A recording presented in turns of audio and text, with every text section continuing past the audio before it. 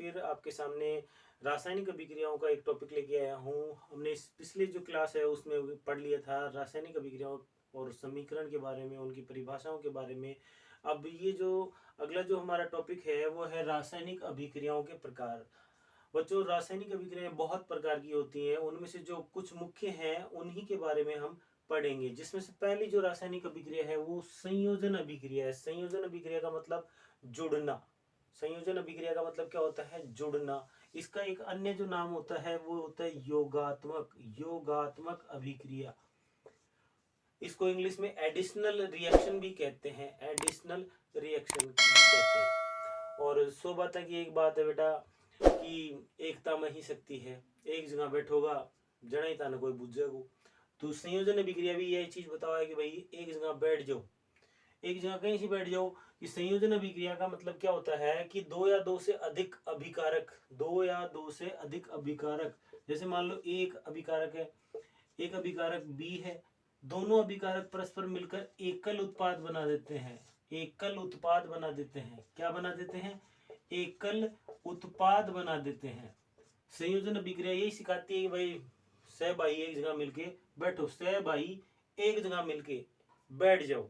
संयोजन अभिक्रिया। वापस एक बार इसकी परिभाषा सुन लीजिए कि वह अभिक्रिया, वह रासायनिक अभिक्रिया जिसमें दो या दो से अधिक अभिकारक मिलकर एकल उत्पाद बना देते हैं, उसे हम संयोजन अभिक्रिया कहते हैं। एग्जाम में हमें कम से कम इसके परिभाषा और दो एग्जाम्पल याद रखने चाहिए बच्चों। कई बार क्या हम जल्दबाजी में एक ही एग्जाम्पल कर देते हैं। नहीं बेटा, हमें कम से कम दो एग्जाम्पल याद करने चाहिए और दो एग्जाम्पल उनकी अवस्थाओं के साथ उनको लिखना चाहिए। जैसे कि संयोजन अभिक्रिया का पहला जो एग्जाम्पल हम ले रहे हैं वो है बुझे हुए चूने का निर्माण। बुझे हुए चूने का निर्माण, जैसे कैल्शियम ऑक्साइड है जिसे हम लाइम भी कहते हैं, लाइम या बिना बुझा चूना। क्या नाम है इसका? कैल्शियम ऑक्साइड बिना बुझा चूना। ये सॉलिड फॉर्म में होता है, इसको लाइम भी कहते हैं। ठीक है।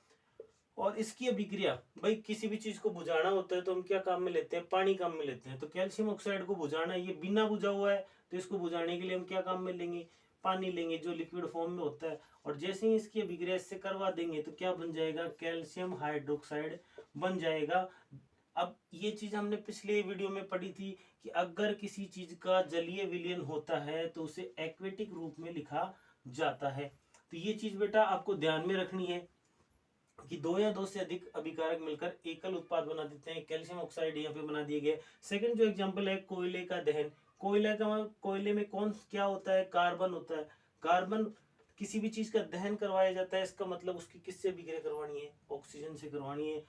ऑक्सीजन कुल मिला के वास्ते बाड़वा काम कौन करे? ऑक्सीजन करे। कौन करे? ऑक्सीजन करे। तो कार्बन ऑक्सीजन से अभिक्रिया करता है और क्या करता है? कार्बन डाइऑक्साइड का निर्माण कर देता है। ठीक है प्यारे बच्चों, ध्यान रखिए इन चीजों को। इसके बाद आता है जल का निर्माण। सबसे सामान्य जो अभिक्रिया है, जो छोटी क्लास से बच्चे, छठी सातवीं क्लास से ही बच्चे क्या है इसको पढ़ने स्टार्ट कर देते हैं। जल का निर्माण कैसे होता है कि एक हाइड्रोजन का अणु क्या करता है? ऑक्सीजन के एक अणु से अभिक्रिया करता है और जल के अणु का निर्माण कर देता है। इसे संतुलित कर लेते हैं। जैसे ऑक्सीजन यहाँ पे कितनी है? 2 है, तो यहाँ भी कितनी होनी चाहिए? 2। ये ऑक्सीजन हमने कितनी कर दी? 2। लेकिन 2 करते ही हाइड्रोजन की संख्या कितनी होगी? 2 दूनी 4। इसलिए यहाँ पे भी हाइड्रोजन की संख्या को हम कितना करेंगे? 2 दूनी 4 कर देंगे बच्चों। तो प्यारे बच्चों, इस प्रकार से जो संयोजन अभिक्रिया होती है वो क्या होती है?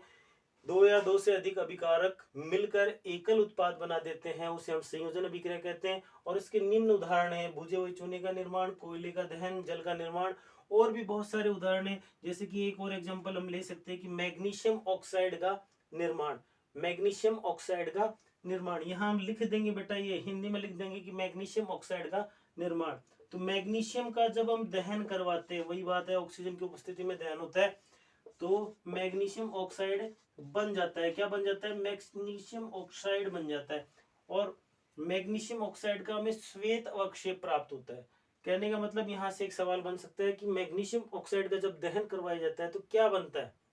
किस चीज का एक श्वेत अवक्षेप प्राप्त होता है? तो मैग्नीशियम ऑक्साइड का एक श्वेत अवक्षेप प्राप्त होता है। यहाँ भी इसको संतुलित कीजिए। यहाँ ऑक्सीजन 2 है तो यहाँ पे भी आपको 2 करना पड़ेगा। मैग्नीशियम 2 हो गया तो इसको भी 2 करना पड़ेगा। इस सॉलिड और लिक्विड फॉर्म का बेटा आप जरूर ध्यान रखेंगे। ये गैसीय अवस्थाएं अवस्थाएं जरूर दर्शानी है, क्योंकि आप अभी से दर्शाना सीखेंगे तो आगे गलती नहीं करेंगे। आशा करता हूँ आपको मेरा पढ़ाया गया संयोजन अभिक्रिया समझ में आया होगा।